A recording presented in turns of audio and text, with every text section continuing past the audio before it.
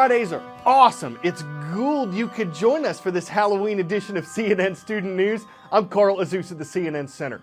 4 days away from the U.S. midterm elections, and candidates are trying to scare up some votes. We're talking all 435 members of the House of Representatives, 36 senators, plus some governors, state and local officials. They're out in force, making their last weekend push for support. And something unique this time around, it's not just commercials and signs, it's signs of the times. Vine hadn't even been introduced by the last national election. Some candidates are using it. Selfies were less popular. Some candidates are taking them. And through Facebook and Twitter, they're doing everything they can, especially to reach younger voters who don't typically turn out for the midterms.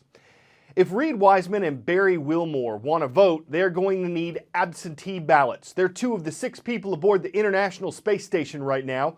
A Russian cargo spaceship arrived there the other morning, and NASA officials say the ISS has enough supplies to last it until spring at least. That's a good thing, especially after an American rocket carrying supplies crashed on liftoff earlier this week. Ever wonder what an astronaut needs day to day? The International Space Station orbits the Earth every 90 minutes, traveling about 17,500 miles per hour. It's an understatement to say the astronauts and cosmonauts on board enjoy a spectacular view. But daily life in lower Earth's orbit is hard work, and at times complicated. Even getting clean is a challenge. No shower here. Instead, they use towels, wipes, and a rinseless shampoo. And I take my no-rinse shampoo and rub it in. Again, kind of working it out to the ends.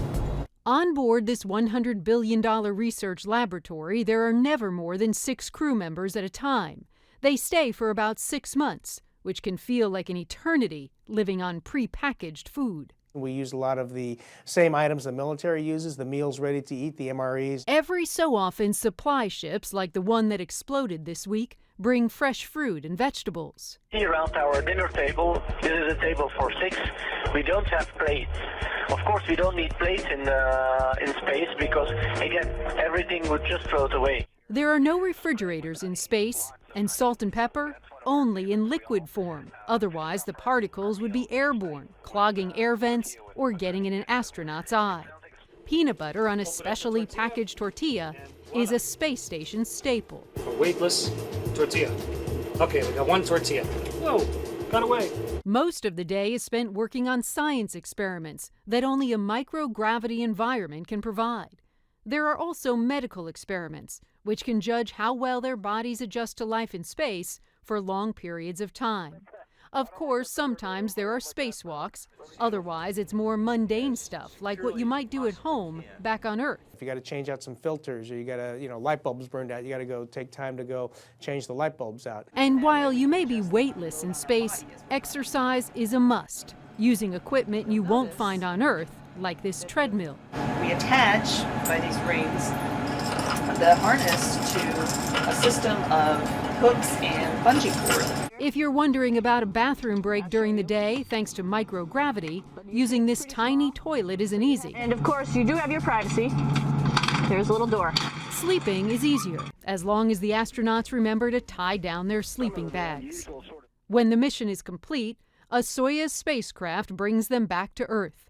The return trip takes just 3.5 hours. We know a lot of folks on the West Coast are celebrating a giant victory right now, so we'll start in San Francisco today. The Rams of Francisco Middle School are among those watching from California. But we haven't forgotten the royal season of you Kansas City fans, including those at Milan High School, the Wildcats of Milan, Missouri. And jumping across the Atlantic, hello to all of our viewers at Le Lycée de l'Île de Nantes. Thank you for watching in Nantes, France.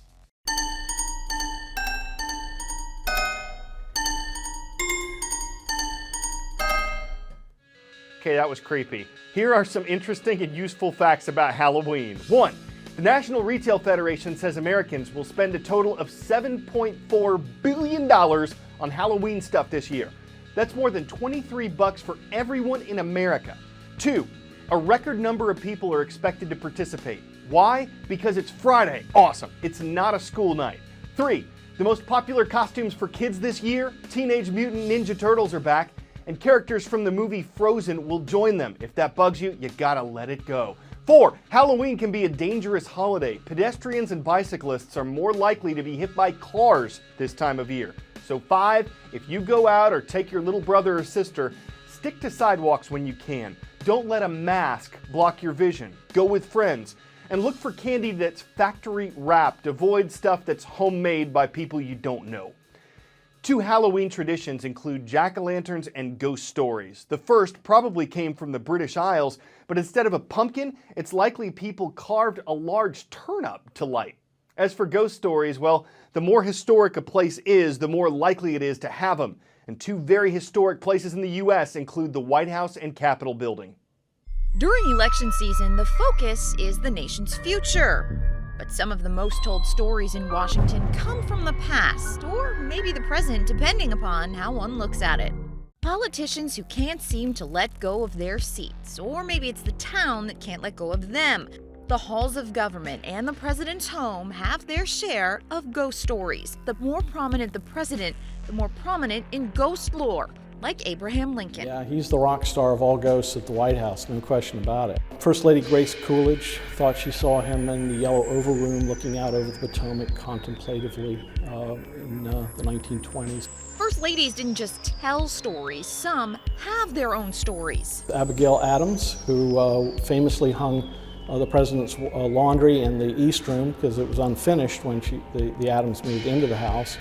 And supposedly a number of witnesses have said that they've smelled the scent of lavender. One of the most popular anecdotes on Capitol Hill also surrounds a former president. John Quincy Adams served 17 years in the House after being commander-in-chief, but still left unfinished business. And he had a stroke on the House floor and was carried off into the Speaker's office and died there. He's perhaps having late-night chats with a lesser-known name who may still well be preoccupied. There's a famous Senator, Boyce Penrose, who was the last one to try to read every bill.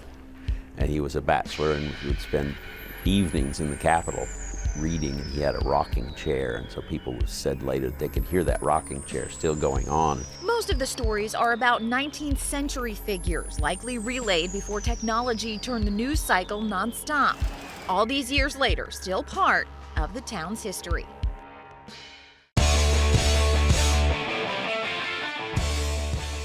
Okay, the challenge at Bryan College in Dayton, Tennessee. Hit 4 shots, a layup, a free throw, a three-pointer, and a shot from half court. The time limit, 30 seconds. The prize, $10,000.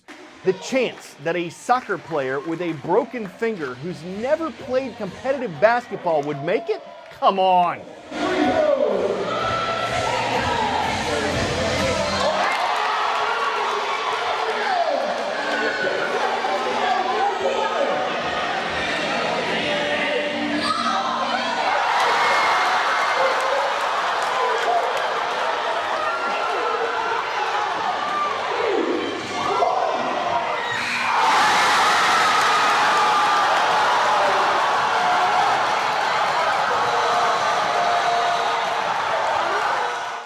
Incredible! Now maybe the story isn't relevant to October 31st, but it's definitely not a hollow win. His skills are scary awesome. His shots simply spooktacular. With only the ghost of a chance, he caught nothing but net in a web of excitement.